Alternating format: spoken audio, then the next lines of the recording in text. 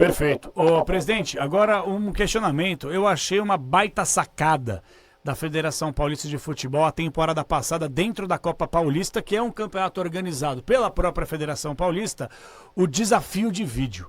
Foi a estreia no Brasil dentro da Copa Paulista. Tem que até pegar pela memória, acho que foi Comercial e 15 de Piracicaba jogaram e aí rolou esse primeiro desafio. Eu achei assim, de verdade, presidente, uma baita sacada, né? Abrir o leque, a possibilidade para a comissão técnica, para o treinador, para eles estudarem, conversarem rapidamente com o atleta para ver se chama ou não chama, desafia ou não, que nem acontece no tênis, no vôlei, entre outros esportes. O senhor acredita, não para esse Campeonato Paulista, é claro, mas quem sabe para os próximos, foi algo que vocês abalizaram de forma positiva, o que rolou na Copa Paulista do ano passado, e quem sabe para o próximo Paulistão, isso ser colocado? Eu concordo com você. Eu tive uma grata surpresa com o desafio de vídeo, com a simplicidade que é a utilização dele, com uma tecnologia muito mais simples e menos custosa. E uma coisa que também ficou claro para a gente: o jogo teve mais tempo de bola rolando. Por quê, Capelani? Não adianta você fingir. Não adianta você botar a mão no rosto e dizer que levou uma cotovelada na cara se não levou.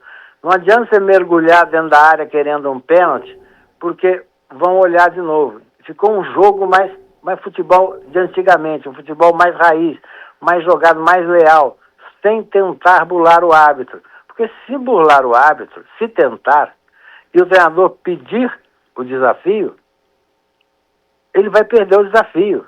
E num momento importante do jogo, pode ser que ele queira usar e o desafio já acabou. Então, nós estamos acompanhando muito proximamente, junto à CBF, junto à FIFA. A FIFA ainda não homologou próximos. Aquilo foi um teste provado pela CBF, pela FIFA. Não homologou novos testes, nem homologou o desafio. Nós estamos acompanhando isso e, em sendo algo que seja homologado e oficial, nós vamos sim utilizar no A2, A3, A4, vamos conversar com os clubes para saber o tamanho do impacto num campeonato do Paulistão. A única coisa que a gente precisa analisar muito, Capelano, é que você não tem a linha para traçar no impedimento. Então, se tiver um lance difícil, você tem que olhar com a imagem sem linha e decidir se estava impedido ou não. Mas eu gostei muito do desafio. Eu também gostei. Eu queria que isso aí fosse colocado mais ao futebol brasileiro, porque fica mais emocionante, acaba muito dessa patifaria que muitos atletas infelizmente fazem, né? E por falar nisso, presidente, até para já encaminhar para fechar com o senhor, agradecendo demais aí o Bernardo, toda a galera do Departamento de Comunicação da Federação, eu queria que o senhor falasse um pouquinho mais. Quando começou o ano, nós recebemos a própria Federação da Comunicação, a parte estrutural, que a Federação Paulista tem cuidado bastante da arbitragem, né? Que é sempre um ponto a ser tratado. Vocês lançaram um programa chamado Jovens Árbitros, né? Que foi lançado em 24, que foca na formação de árbitros até 30 anos, né? Aí oferece aquela estrutura, suporte técnico, entre outras coisas, né? Eu queria que o senhor falasse um pouco mais sobre a questão da arbitragem. E eu dei uma avaliação aqui, viu, presidente? Eu achei que o que fizeram com o João Vitor Gobi foi uma tremenda covardia.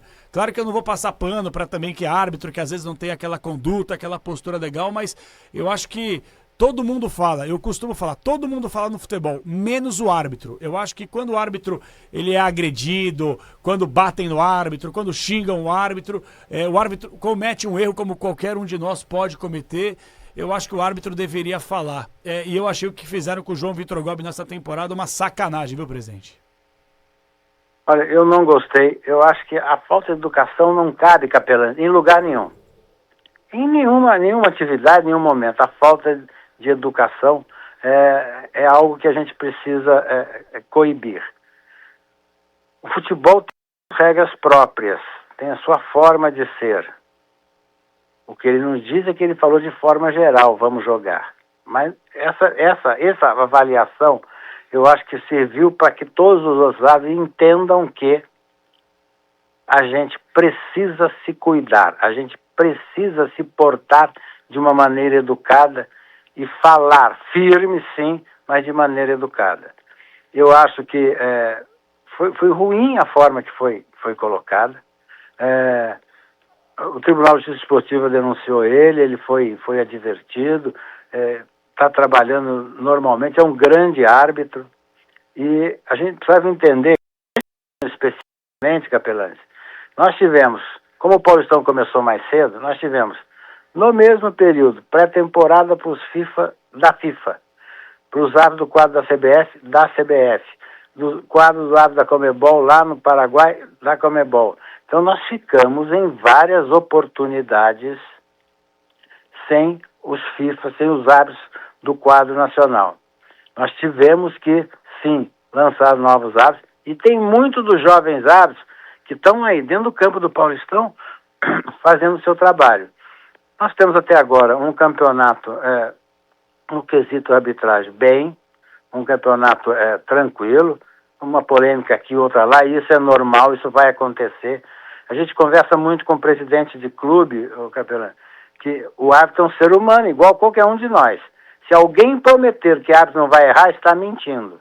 Porque eu erro, o treinador erra, o jogador erra. O jogador, quando pede um pênalti decisivo, o time inteiro vai lá, abraça e consola. O árbitro, quando não dá um pênalti, querem matar ele. São dois pesos e duas medidas. Então, o programa Jovens Árbitros começa a capacitá-los a ser um profissional desde sempre. Por quê? Porque o jogador do sub-20, do sub-17, ele vem treinando e chega no profissional com treinamento, com profissionais de nível preparando ele em todas as áreas. O árbitro de futebol treina na rua. E ele não consegue montar dois times para apitar e uma equipe para julgar o que ele está errando, o que ele precisa corrigir. É injusto a forma que cada um se prepara. E os Jovens Árbitros nós fizemos para isso. E eu acho que nós estamos conversando com a CBF, existe uma possibilidade da gente fazer em conjunto, a CBF mapear pelo Brasil afora, jovens, garotos, juntar com um número de São Paulo para fazer esse trabalho. Aqui no Nara, em São Paulo, em Santo Amaro, algo idealizado por Abílio Diniz, pela família, mantido, um espaço sensacional. O Irineu Noturno com um profissional de fora da curva. E isso começa, a profissionalização começa por projetos assim, Capelanes.